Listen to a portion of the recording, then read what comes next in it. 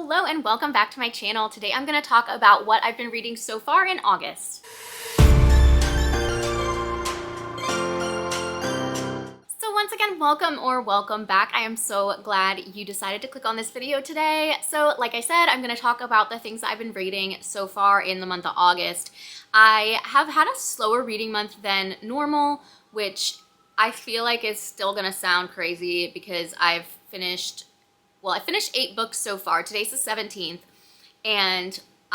but 6 of those have been read prior to the 15th, which is what I'm gonna do in this video. So far my month has been okay. I haven't really read too much that's like blown my mind. Actually, that's not true.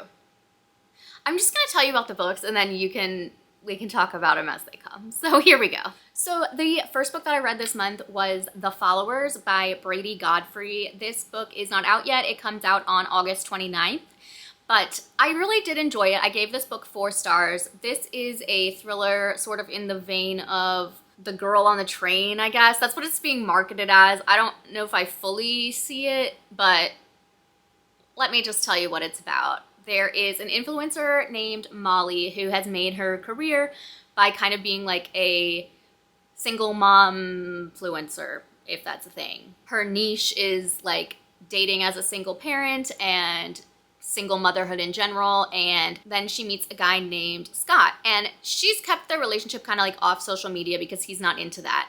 She does end up posting one picture of him and he gets mad and deletes it right away, but a woman sees his picture and says, "Hey, I know him. He murdered my sister." That was his ex. This woman's name is Liv, and she decides she's going to befriend Molly. They live in like a small town, Durango, Colorado, I think. And so she's like, okay, I'm going to go there. I'm going to like befriend her. I'm going to solve this case because they all just say that this other guy, I think that was the kid. I'm doing a terrible job as usual, but I read this at the beginning of the month and like it was a pretty standard thriller, so like nothing super huge stood out in my mind. But she ends up going to Colorado. She uses Molly's social media posts to like arrange accidental meetings because she's like, oh, I'm at this coffee shop, yada yada. And Liv will just like rush over there so she can see her and meet her and like accidentally run into her and become friends so she can confront Scott, who that is not his real name. In the meantime, Molly starts to like unpack their new home because they are, I can't remember if they're engaged or actually got married, but they're just moving in together and combining all their stuff. And like she opens some boxes of Scott's and is like, this doesn't make sense. So basically all that's to say is there's just a woman who wants to expose this man and he's hiding something from his new family and the rest of the world. So I really enjoyed this. I thought it was a fun, fast-paced thriller. I listened to the audiobook. I got it from Libro FM influencer program, so thank you to them for this copy. I thought it was good. I mean, it definitely was one of those that like I was intrigued by the cover, and if you've been following me for any length of time, you know I can't resist a book about an influencer, especially a thriller. So I thought this was a good time. It's nothing that I will like remember forever, clearly, but I did enjoy it while I was reading it. The next book I already talked about at length in my previous video, but it is None of This Is True by Lisa Jewell. This was a 5-star thriller. This was so good. It was more of like a mystery and suspense necessarily than a thriller until maybe the end, I guess. But it's about a woman named Alex who has a podcast, and she ends up on her 45th birthday meeting this woman at the restaurant she's out for her birthday named Josie, and it's also her 45th birthday. So Josie really finds that this means there's some kinship there between them, and she says, hey, you're a podcaster. I think that I have a story that would make for a really interesting podcast. Alex is kind of like, okay, but she's willing to hear her out. And so they start recording this podcast, and basically a lot of what Josie is saying is crazy. Her husband is like 40 years older than her. She has a kid that doesn't leave her room and a kid that's a runaway. And there's just so many things to like kind of break down, and then it gets to a point of like, some people saying, oh yeah, I know Josie, her kids went to your kid's school now, to like Alex, and they're like, she's nuts. So it's just kind of one of those like, who do you believe situations, and it was so good. I thought this was really well written. It was so intriguing. I could not stop reading it. I don't usually take, when I'm going on a work trip, hardcover books. I try really hard to like time out my reading, so I'm either reading a Kindle book or a paperback when I'm traveling because it's just annoying, but I lugged that 400-page book around and could not get through it fast enough. It was fantastic. There is also this really cool element where inserted in between like chapters, there are like transcripts of the Netflix adaptation of the podcast that ends up coming out at the end of all of this. And so it's really fun because they'll, you know, doing some interview with someone who like isn't a character in the book, but it's just like a neighbor of someone. And it's like, yeah, this thing happened and this, and I thought it was weird, but I had no idea what was gonna come next because it got so much weirder and you're like, what happened next? So I loved it. I think this was a fantastic book, 5 stars. The next book I read was Do Tell by Lindsay Lynch. This book is already out. It came out July 11th. So this was pretty average to me. I gave this book 3 stars. It had a really intriguing concept and something that I think could have been really great, but I just didn't like the way it was executed. It follows a character actress in the 40s who's nearing the end of her contract with FWM Studios, which is where she's working, and she's trying to kind of find a new gig because she's pretty sure she's not going to get a new contract there. She had been sort of like feeding gossip to this columnist, you know, and, you know, giving her kind of like stuff to report on. And I guess in like those days, a gossip columnist, since like paparazzi wasn't as crazy, was like good. Like you wanted a gossip columnist to write about you because it meant publicity. I don't know. So then she's at a party and she ends up getting handed a letter by this young starlet who's like been in one movie and it wasn't like under a full like multi-picture contract, I guess. It was just like a one-off deal that she had been raped by one of the stars of like this studio and all of their films. And so it became like this whole thing. And I have to be honest, I kind of got bored in the middle. It sounded like such a great book and such a different kind of premise. I think we don't hear a lot about the gossip columnist, I guess, side of like old Hollywood. And I really like enjoy books set in that time period. But unfortunately, this just kind of got boring. There was so many characters that had like bit parts that I'm just like, did we need this? And I just found it hard to kind of keep the characters straight. There is an actual character list in the front, like as a guide, but I still had trouble keeping them all straight. And I felt like I had to keep looking at that. And that's just kind of annoying when you're like in the middle of a book. I don't know. The characters also like felt like stereotypes kind of. It was just not a fave. I gave it 3 stars, like I said, and I definitely wouldn't like recommend it to most people, but if I saw someone reading it, I wouldn't think they had horrible taste. These are the standards I live by, apparently. The next book I read was The Christmas Wager by Holly Cassidy.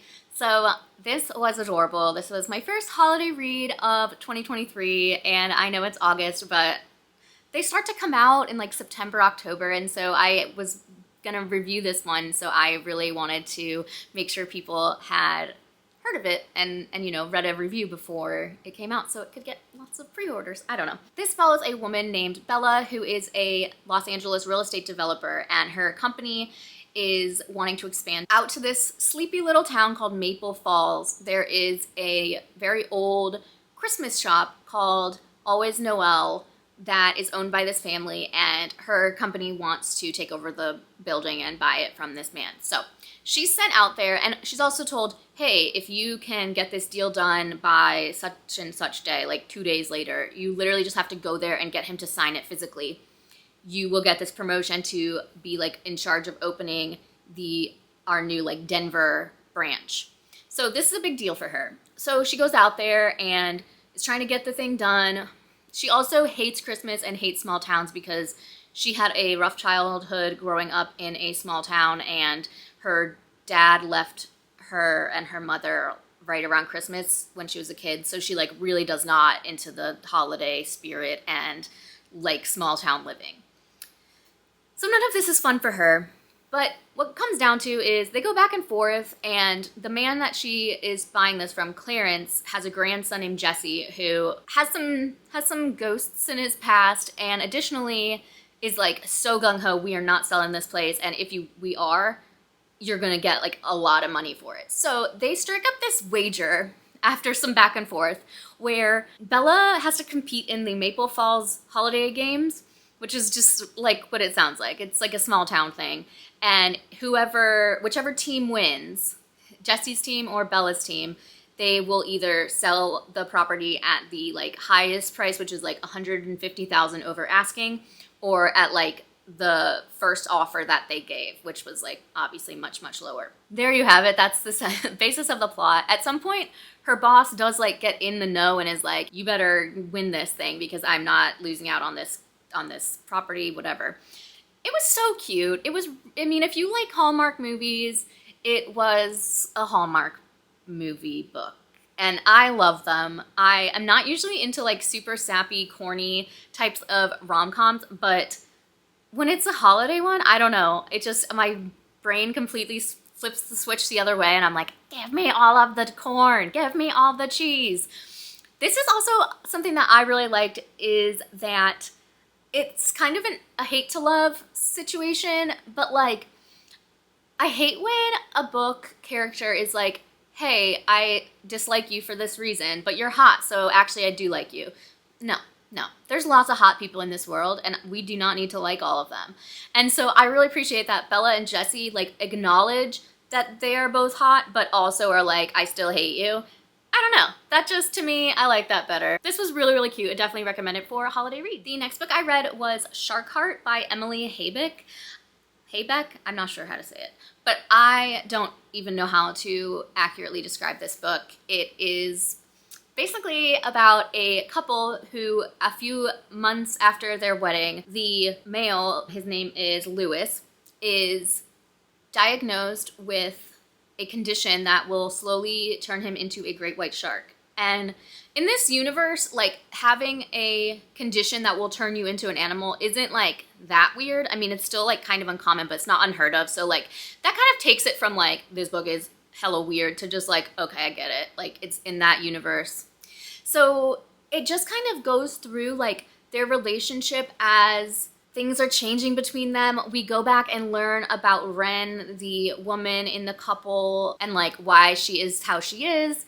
And then once Lewis is a shark and like goes to the ocean, kind of like how he copes out there. It sounds weird, and it is weird, but it is so gorgeous, so beautiful. I can't believe this is a debut. Like, this was truly spectacular. It's very literary, so if you are not a literary fiction person, this will not be a winner for you, I don't think. But like, to me, it was just perfection, and yes, I loved it so much. I can't even really talk about it that well because it's just beyond words. But definitely read this if you like can do some like speculative weird stuff and really good writing. Just loved it. And the last book that I read in the first half of August is Gone Tonight by Sarah Pekkanen. I did talk about this in my last video as well, but I loved it, so let's talk about it again. So this follows a mother and a daughter, Ruth and Catherine, who are kind of reserved, keeps themselves. Ruth is the mother, and Catherine, despite being like 24, 25, an adult, she really doesn't know that much about her mom. Ruth is very private about her life before she was a mother, and just there's a lot of secrets in their relationship, and Catherine basically decides that she doesn't want to be secrets anymore. She wants to find out what's up. Catherine is planning to move to Baltimore to be a nurse or a doctor. I can't remember, but she wants to move to Baltimore for some medical thing that she's gonna like work at. And Ruth is like very much not down with this. She's like, my daughter can't leave me. And so she starts faking signs of dementia. It's very weird, but I don't want to go too much into anything else because I might slip up with a spoiler I didn't mean to slip up with. So let's just stop there. It's basically this mother and daughter like hiding stuff from each other and kind of slowly unraveling like why are we keeping things from each other and who are you really? Because like Catherine can't find any records of of Ruth before a certain time. Anyways, like I said, not gonna talk about it anymore because I don't want to spoil anything, but I loved it. It was so good. So those are the 6 books that I read during the first half of August. I will have another one of these videos at the end of the month, but I just read too many books and I want to talk about them all. There's just not enough time in one video because this is already recording at 21 minutes and I haven't stopped that much, so I don't know how much I'll even edit down. It doesn't matter. Anyways, let me know what you're reading. I have a couple more books that I'm actually really excited to talk about. One of them in particular, but I'm definitely gonna have to disclaimer that a little, but you'll find out at the end of the month because that will be in my next wrap-up video. So anyways, thank you so much for watching. If you haven't subscribed, I would love it if you would. If you are subscribed, thank you so much. I appreciate your support. And even if you just clicked on this video at random, I appreciate your view. You guys are amazing and I am just so lucky to be here and enjoying my time. So once again, thanks, and I will see you in the next one. Bye.